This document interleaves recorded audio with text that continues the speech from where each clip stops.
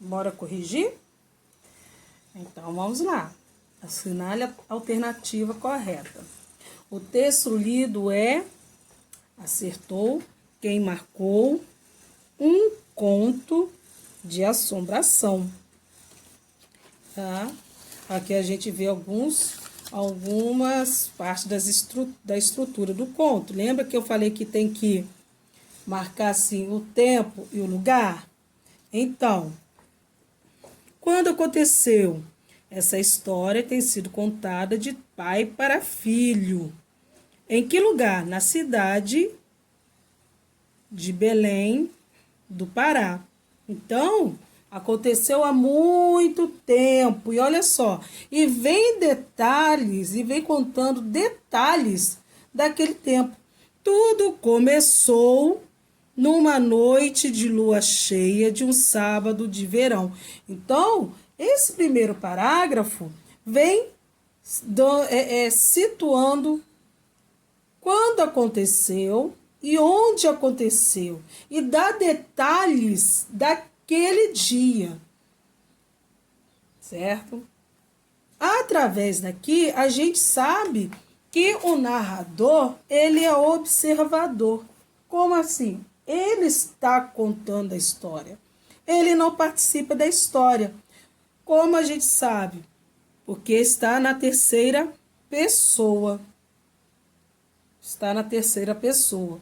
Só vai estar na primeira pessoa quando for indicar as falas.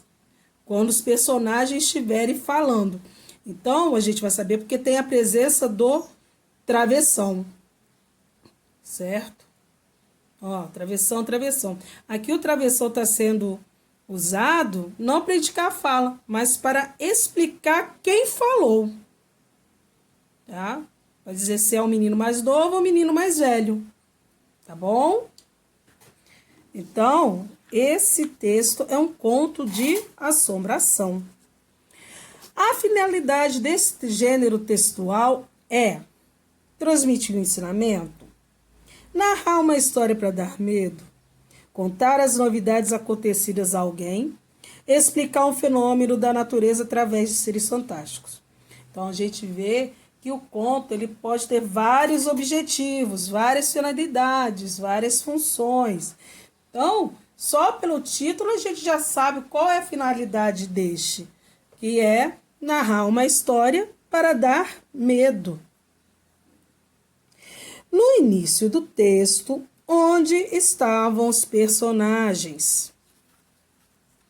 Então, vamos lá. Os garotos estavam na escola brincando no recreio. Os garotos estavam na porta do cemitério. Os garotos estavam sentados na varanda da casa de um deles. Então, aonde eles estavam? Aí vocês têm que voltar no texto e procurar. Ó, 2 garotos conversavam sentados na varanda da casa de um deles. Então, já está dando mais uma identificação do local aonde se passa a história. Começa na casa deles e vai parar aonde? Lá no cemitério. Então, os garotos estavam sentados na varanda da casa de um deles. O conflito gerador da história está no fato. Qual é o problema da história? Qual é aquilo que marca, né, aquele ponto alto da história, que chama atenção, que dá aquele friozinho da barriga, que a gente fica apreensivo, querendo saber o que vai acontecer. Qual é o problema dessas... Desculpa. Qual é o problema dessas crianças? O que eles têm que resolver para a gente chegar até o final da história? O conflito gerador da história está no fato das crianças quererem brincar no cemitério, da bola das crianças ter caído no cemitério, de estarem brincando à noite, da aposta feita pelas crianças para provarem que não tinha medo de fantasma. O que as crianças queriam resolver? O que eles fizeram para começar o problema da coisa toda? Da a aposta feita pelas crianças para provarem que não tinham medo de fantasma. Certinho? Bem, vocês estão vendo que, como estrutura do conto, a gente já viu o lugar e quando aconteceu, está bem definido, aonde se passa boa parte da história. A gente já sabe quem são os personagens até agora, certo? Vimos que o narrador, ele é observador, ele quem conta, ele está contando a história, mas não participa, certinho? Já começou a parte fantasiosa vai começar a parte fantasiosa da história, porque a gente já viu qual é o conflito. O conflito é o seguinte: o garoto tem que mostrar para o outro que não tem medo de fantasma. Então, esse é o problema que eles têm que resolver. É o conflito. Então, o que eles fazem para resolver esse problema? Vão lá no cemitério para tirar a prova se é covarde ou não. Então, essas coisas foram acontecendo vagarosamente. Essas partes da história está sendo passado de pouco a pouco. Então, daqui, vamos ver como que eles fizeram para resolver essa questão de se é covarde ou não. Vamos lá? O que era necessário para ganhar a aposta? Atravessar a rua e bater a mão no portão do cemitério. Atravessar a rua e entrar no cemitério. Atravessar a rua e chamar pelos fantasmas pelo portão do cemitério. Então, vamos ver esses detalhes. Então, começou a resolução do problema. Então, o que os garotos fizeram? O que era necessário para provar que não era covarde? Atravessar a rua. Atravessar a rua e bater a mão no portão do cemitério. Tá? Então, o que os meninos fizeram para resolver o problema? Saíram de casa, foram até perto do cemitério. O garoto mais velho atravessou a rua, virou para trás, fez careta para o Mar Novo, né? Bateu a mão no portão e na hora de sair, o que aconteceu? Viu como as coisas vão acontecendo vagarosamente, né? A história vai sendo revelada pouco a pouco. Então, vamos lá. Depois de encostar no portão, o que aconteceu com o garoto?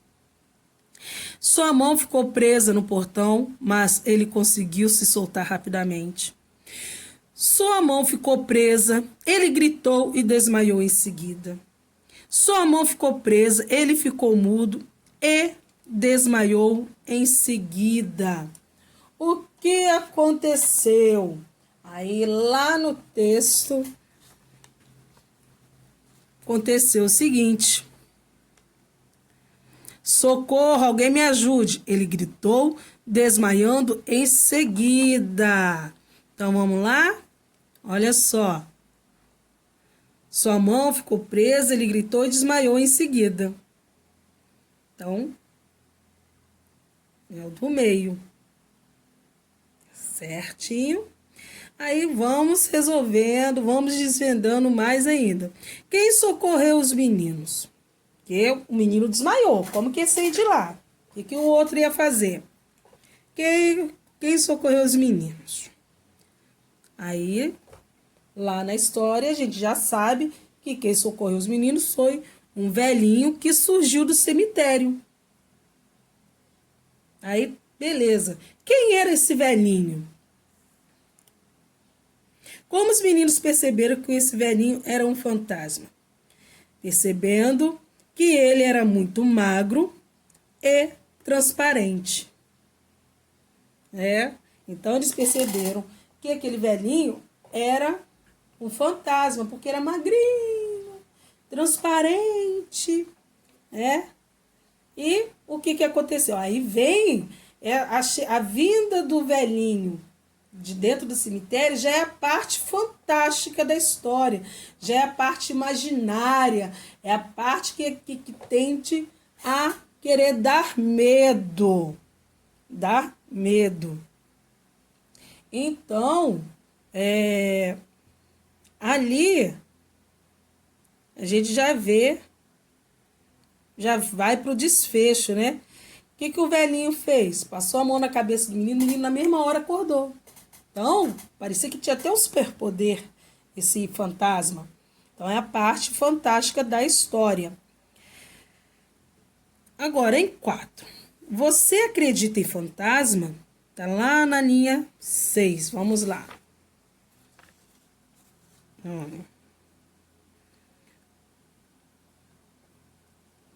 Tá aqui, ó. Você acredita em fantasma? Perguntou o mais novo. A palavra em negrito se refere a quem? Quem é você na história? Vamos lá, você tem, olha aqui. Você acredita em fantasma? Perguntou o mais novo. O mais novo perguntou para alguém. Eu não, disse o outro. Quem é o outro? Se não era o menino mais novo, era o menino o quê? Mais velhinho, mais velho. Bem, vocês estão vendo que, como estrutura do conto, a gente já viu o lugar e quando aconteceu, está bem definido, aonde se passa boa parte da história. A gente já sabe quem são os personagens até agora, certo? Vimos que o narrador, ele é observador, ele quem conta, ele está contando a história, mas não participa, certinho? Já começou a parte fantasiosa vai começar a parte fantasiosa da história, porque a gente já viu qual é o conflito. O conflito é o seguinte, o garoto tem que mostrar para o outro que não tem medo de fantasma. Então, esse é o problema que eles têm que resolver. É o conflito. Então, o que eles fazem para resolver esse problema? Vão lá no cemitério para tirar a prova se é covarde ou não. Então, essas coisas foram acontecendo vagarosamente. Essas partes da história está sendo passado de pouco a pouco. Então, daqui, vamos ver como que eles fizeram para resolver essa questão de se é covarde ou não. Vamos lá? O que era necessário para ganhar a aposta? Atravessar a rua e bater a mão no portão do cemitério. Atravessar a rua e entrar no cemitério. Atravessar a rua e chamar pelos fantasmas pelo portão do cemitério. Então, vamos ver esses detalhes. Então, começou a resolução do problema. Então, o que os garotos fizeram? O que era necessário para provar que não era covarde? Atravessar a rua. Atravessar a rua e bater a mão no portão do cemitério. Tá? Então, o que os meninos fizeram para resolver o problema? Saíram de casa, foram até perto do cemitério. O garoto mais velho atravessou a rua, virou para trás, fez careta para o mais novo, né? Bateu a mão no portão e na hora de sair, o que aconteceu? Viu como as coisas vão acontecendo vagarosamente, né? A história vai sendo revelada pouco a pouco. Então, vamos lá. Depois de encostar no portão, o que aconteceu com o garoto? Sua mão ficou presa no portão, mas ele conseguiu se soltar rapidamente. Sua mão ficou presa, ele gritou e desmaiou em seguida. Sua mão ficou presa, ele ficou mudo e desmaiou em seguida. O que aconteceu? Aí lá no texto aconteceu o seguinte: socorro, alguém me ajude! Ele gritou, desmaiando em seguida. Então vamos lá? Olha só. Sua mão ficou presa, ele gritou e desmaiou em seguida. Então, é o do meio. Certinho? Aí vamos resolvendo, vamos desvendando mais ainda. Quem socorreu os meninos? Porque o menino desmaiou. Como que ia sair de lá? O que o outro ia fazer? Quem socorreu os meninos? Aí, lá na história, a gente já sabe que quem socorreu os meninos foi um velhinho que surgiu do cemitério.